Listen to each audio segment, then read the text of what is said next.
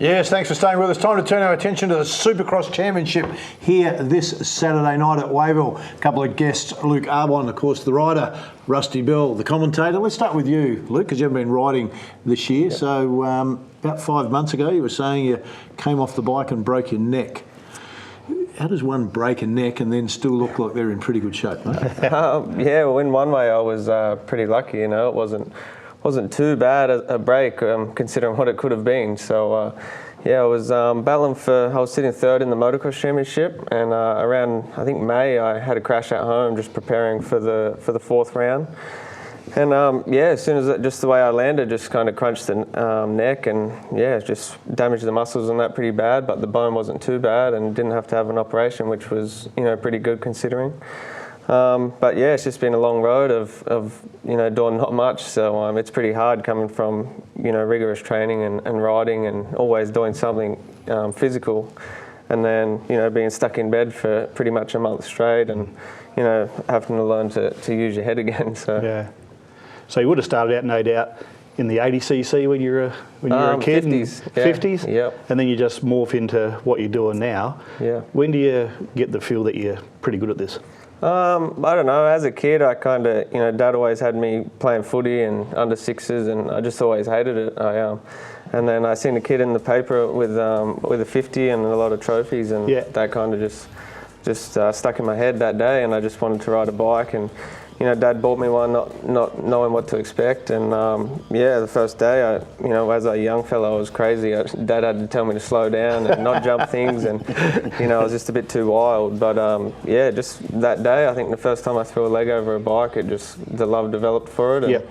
Now I tell people it's like a drug. Especially after breaking my neck, everyone's like, you're crazy to get back on. And yeah, I just tell them it's like a drug. It's just an addiction, and I feel like, when I originally broke the neck, I thought, that's it. It's not worth it. But after a couple months, just can't wait to get back on. So. Do you have any memory of that? I mean, in our game, when someone takes your feet out from under you, have that sensation of falling, and then you realise just as you're about to hit the floor, you go, this is not going to end well for me. For you, was there a slow motion part where you finally thought, this is not going to end well for me? Yeah, for sure. Like, I've had a lot of crashes in my time, and it's just part of our game. But this one, it wasn't really that big. I've had crashes where you're going, fourth gear wide open, nearly 100 kilometres an hour, and you get up a bit sore, but you're fine. And this one was, pretty slow. It was just the first minute of warming up. I hadn't even really got into it yet, and just come up short on the double. And yeah, like you say, it kind of went into slow motion and just kind of went all loose. And I didn't really hit the ground that hard. Normally you got a bit of a headache and that after, but my head and everything was fine, just a massive pain in my neck. So I think it's just the way I fell must have been just the right angle, and yeah, crunched it. So Rusty, your company, and you're involved in commentating and your company in promoting the event, third event here in the Supercross Championship. What can we expect at Wayville on Saturday night? Oh, well, if the first two rounds have got anything to sort of show, it's going to be quite red hot from the get-go, from the first drop of the gates on Saturday down at Wayville.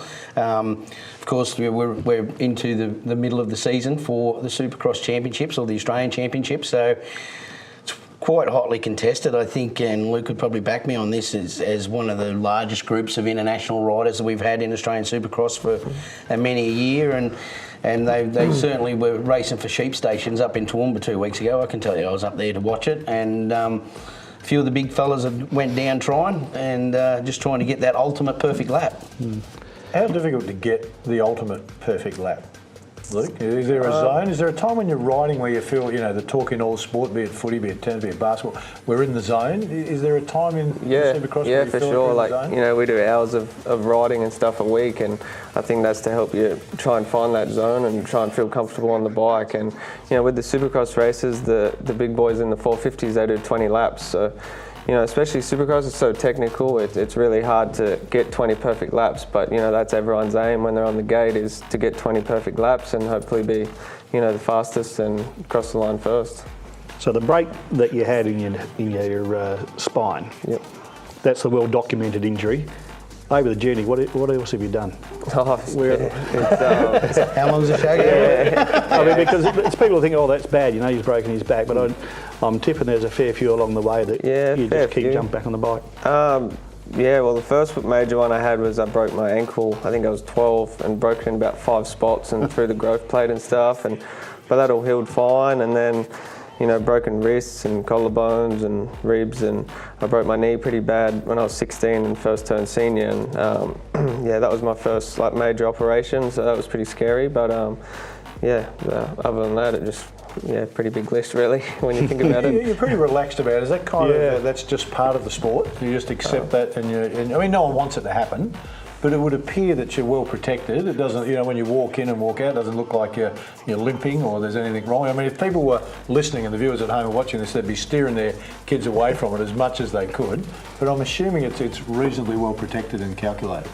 Yeah, for sure. You know, it's just the speed that impacts on the injury. Yeah, like we're definitely well protected. You know, some people wear neck braces as well, and helmets and boots and all that stuff. It's just one of those things. It's an extreme sport, and I think, you know, once you get to the top level, you are going so fast, and you know the risk. You're always pushing it every day, and you know I probably ride 4 or 5 times a week during the season, so you know it just ups the chance of crashing, I suppose. And what is the top speed you get to, mate, in Supercross? Supercross, it's more of a technical aspect. You know, the speeds aren't as high, whereas a motocross you're probably getting up to 100 k's an hour, I suppose, down the main straights and that. But you know, with motocross and Supercross, it gets rougher. You got more jumps and obstacles to deal with.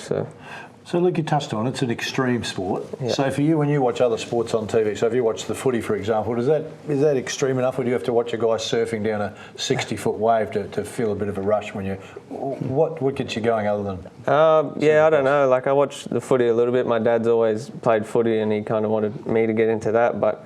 Yeah, I just think the extreme sports kind of catch me a little bit more, and I definitely admire all the guys that play footy and basketball and whatever else. But I think just the individuality suits me a little bit more, and I'm not worrying about all the other guys, and it's just me, and it just makes you feel alive when you're the one out there on the bike and you're controlling it all. Yeah. And Rusty, your job sounds like the dream job, really. Commentating, voiceovers. Bit of driving. Yeah. Tell us about your role, mate. Having a bit of fun. Well, here primarily at the Supercross on the weekend is apart from assisting in the promotions leading forward to the event, is to keep the crowd informed and excited, I guess. And that's something that I do. I do it all around Australia with the monster trucks. Of course, we got the big monster truck show every year in Adelaide, and I love it. I get paid to go around, kiss mums, cuddle kids, and smash stuff up. I got the best job in the world. So Rusty, tell us about it. We know it's Saturday night. So what time are the gates open? The gates will open at 11 a.m. down at on Goodwood Road there at the Wavell Showgrounds, and there's a bike display expo there, a few trade stalls that people can see and wander throughout the day, and the guys and the teams from all around Australia, they'll be doing their practice sessions from so around that midday on throughout the day. But the main card will start in the afternoon at around that 3 or 4 o'clock when the serious racing starts, and we'll go through till sort of around about 9 o'clock at night when the 8 or 9 o'clock at night when the finals come down. So there's a lot of qualifying to go on throughout the day. For the ultimate fan, it's great to come down and absorb that all day. And but as the sun starts to set down there on that beautiful showground, that's when the lights will come up and the flames will come out, and you'll get excited. And I get a little bit excited, and we get the boys pumped up, and we have a good time. So you don't sound too enthusiastic at the moment, Rusty. That's for sure. So you want it. Get down to Wavell this weekend, Saturday. Get down there, watch the boys in the Supercross. Rusty will be commentating. You can see the enthusiasm and hear it in his voice. Luke, hopefully the neck gets better, mate, and we get to watch you back before it's too long. Stay with us. Still plenty to come.